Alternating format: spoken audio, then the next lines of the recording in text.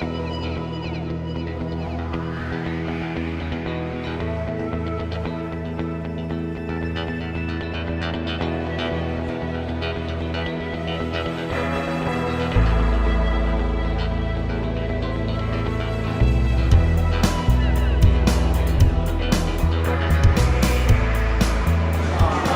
to Signature Forecourts and the inaugural Showcase Runway event for InnovateLTC. It's John Reinhardt, the President, CEO of the International Center for Long-Term Care Innovation. We feel at the center that innovation is a show-me activity, so today we welcome Therapeutic Industries and their table, the Transformer, to Louisville, Kentucky as a new way that therapy, exercises, and therapists can actually benefit the quality of care and the quality of life for the global aging population. We thank you for your interest, and again, we thank you for coming to the event. I'm going to stand right here during the whole presentation because it's the coolest spot in the room. Okay, this is like I'm in a refrigerator, and I love it. Well, let me start by introducing myself. My name is Laszlo Bayer, and this is my associate, Chris LaHude. Chris is our mechanical engineer, and he's really the mind that stays up at night and says, what else can we do? So he's done a fantastic job and is responsible for a lot of what you see here today. We actually started about 3 years ago. And I met a gentleman by the name of Edward Estrada, who was a CODA. Everybody know what a CODA is? Okay, it's a assistant physical therapist, kind of. There we go. That's a CODA, Certified Occupational Therapy Assistant. So during the course of his career, he's been in the field for about 25 years. So during the course of his career, he was asked to build different types of apparatus to help the physical therapists treat their patients. So over the course of about 12 years, he came up with this idea of having something that had a back support that would provide passive support to the patients when they needed a valuable rest break. So instead of having another physical therapist prop the patient up from behind, which required two, he came up with just something that supported the patient. So I got involved and I said, Eddie, this is great. Let me see if anybody else has got anything like this. Well, as I did the research, I found that the therapy mat industry hasn't changed in about 100 years. I mean, the only innovation they had about 30 years ago was to have it go up and have it come down. That was it. So shortly after that, I went to Chris. And I said, Chris, what is it that we can do to separate ourselves from everybody else in this market? So we put our heads together, and we now have a high-low mat. We have transfer bars. We have parallel bars. We have a standing frame. And as you might see, we have the ultimate transformer, right? Because it does a lot. So that's a little bit of a background in that. This particular product that you see here has been out for about a year or so. And so we've had some great success on the West Coast because that's where we're from. So we wanted to really be diligent with the resources that we have. As being an entrepreneur, an entrepreneurial company, you really have to watch the kind of resources you have and only spend money when it's absolutely necessary. So I've moved up from McDonald's now, and Chris lets me eat at Cracker Barrel. So we have, it's a joke, okay. So you're not bending the cost curve. Okay, so at any rate, don't give the innovation too many ideas. All right, I won't. So it's important to realize what resources you have and where to apply those resources. Where's the most important place to put that money? And what we decided early on was to put that money into R&D, right? So we wanted to do that, and the result of that is that we believe we have the Rolls Royce in the industry. As you will see, there is nothing else like this piece of equipment available today anywhere. So, are we ready to start? Yes. Okay, now I may start to perspire a little bit as I do this, so please bear with me. There's a few towels here that will be thrown at me as I start to sweat real badly. Okay, so this is a therapy mat table, right? It's 4x7, doesn't take up a big footprint, and you can do regular therapy mat activities on here all day long. However, you'll notice that there is a hand control. The hand control controls all of the functions that the table provides. So if I'm working with a patient, we're just doing some sitting balance and the patient starts to fatigue, I can just go ahead and raise this backrest instead of calling somebody over to help me.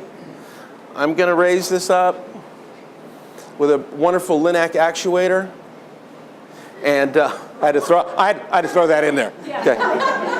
They're buying dinner tonight, so I have to say something. All right, so here we are. So here we are now. I've got the passive support, correct? I didn't require another therapist, and when I'm ready to continue my mat activities, I can remove the passive. I can remove the passive support, right, and just continue on. So one of the real considerations when working on a mat is transfers. You're not going to be able to use this product without transferring the patient onto the mat, correct? So where do most injuries occur? Injuries occur during a transfer. Is that not right? That's the most critical time when you're working with the patient, either working from a wheelchair or working from a Hoyer lift or working from a gurney or a Barton chair or whatever it may be. So what we decided to do was to make that transfer safer for both the clinician and the patient. So the first thing we did was develop a transfer bar. It literally stores underneath the table. You pull it out, rotate it 90 degrees, and see that little red handle thing there? It's extremely easy to maneuver that, by the way. Okay, boom, that's locked into place. So now when you bring a patient over in a wheelchair, and let's just for the sake of argument, it's going to be a pivot transfer, right? So now you can involve the patient in their own transfer. They've got something to hold on to instead of your arm over here, right? So you become more of a coach. So if the wheelchair is over here with a patient, you simply can have them stand, rotate them over, and sit them on the elevated seat. The reason that's elevated is because we want to protect the clinician's back from having to lower them all the way down to the surface. This way, they don't even bend their back. It's here, here, and then once they're on here, then you simply lower them onto the surface. This is especially important when you have a patient who has a spinal cord issue, hip issue, whatever, or they're just big. Okay, and they're just going to plop themselves down. So this allows you to do that. Now, the cool thing is when you're done with your mat activity and you need to transfer that patient off the mat back into the wheelchair, what you do then is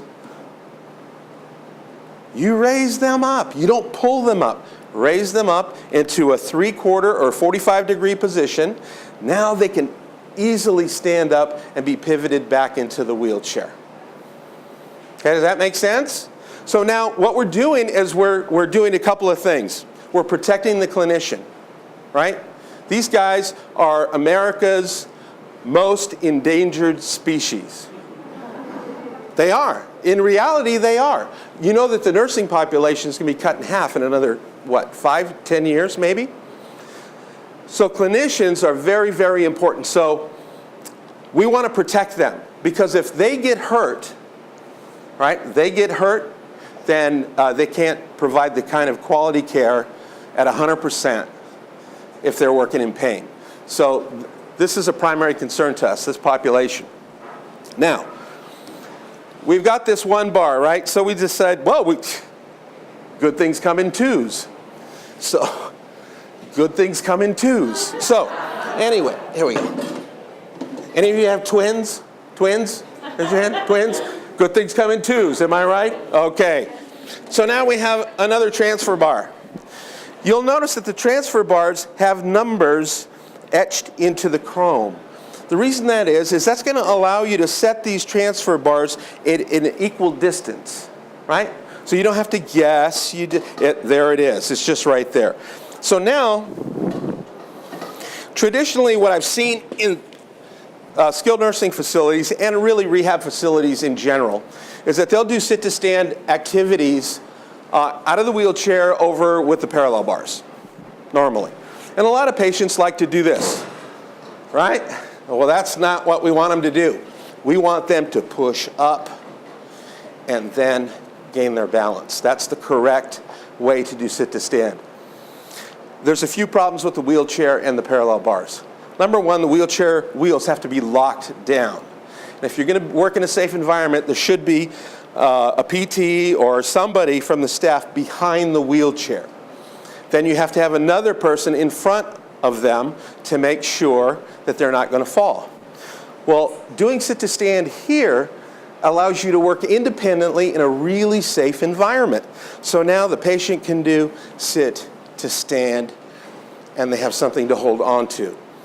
Now let's say the patient can't stand. Let's say they can't make that transition from a 90-degree here. Okay, I'm going for a ride. Okay, so we bring them up to about a 45-degree. Can you raise the table just a little bit for me? Okay, just the table. There we go. So now we can assess, can they stand from this position? Much easier, right? Much easier to do. So what we want to do is we want to be able to give the patients tasks that they can complete, that they don't have to struggle with, because it's going to give them hope that, hey, I stood up today. Okay, maybe not at 90 degrees, but I was able to do this, right? Sit to stand, sit to stand. As they progress and they get stronger, we lower the assistance we give them ever so slightly. Now, I don't know if you've noticed this, there are digital displays in the front here. So now we can chart exactly what angle we had that seat at where they stood up. The same thing with the height of the table and the seat back. We can chart all of this information. And that documentation is going to become more important as time goes by because you've got to show progress. If you don't show progress, you're not going to get reimbursed. So anyway, so there you have it. We've got this whole thing here, all right here. You don't have to transfer them over to the parallel bars. You got them on the mat. You want to do some sit-to-stand, you do some sit-to-stand. If you want to do some standing balance, you can do some standing balance. Here's the other thing. Okay, that's about good. I don't think I can do it from there. All right, so if you want to assess, sorry about my stomach. All right, here we go. Okay, if you want to assess, it's jiggling. When you, come on, you all have stomachs. If you want to assess core strength, right? Can someone tell me what the backrest degree is right now? It'll say, what is it? 68. So this is at a 68-degree angle right now. Okay, I can do it at 68. Okay, so that wasn't too bad. Okay, where are we now? 61. All right, I did that okay. All right, a little more. Okay, good. Okay. Okay, right there. I think I got it. All right, okay. So, again, we're working with patients that have, trunk issues, core issues. And what I wanted to show you is that you can literally find a baseline ability, right? And if the patient can't do it at all, let's say they can't, they can use the bars to pull themselves up. We want them to achieve a goal so they feel they've accomplished something, okay? It's called hope, right? It's called, you did it, okay? We're your biggest cheerleader. Come on, tomorrow you're gonna work even harder, right? We've stood patients that have, as mentioned earlier, that have only stood for 30, 40 seconds. We have them up for 5 minutes. And it's amazing. Amazing to see their countenance change because they're not being supported by another human being. They're being supported by a piece of equipment. And they feel safer to boot. So, if we bring this up, now, we've got, this is, I think, is a terrific invention. We've patented it. The auto industry stole it from us, but we're going to let them have it. We invented some seat belts, okay?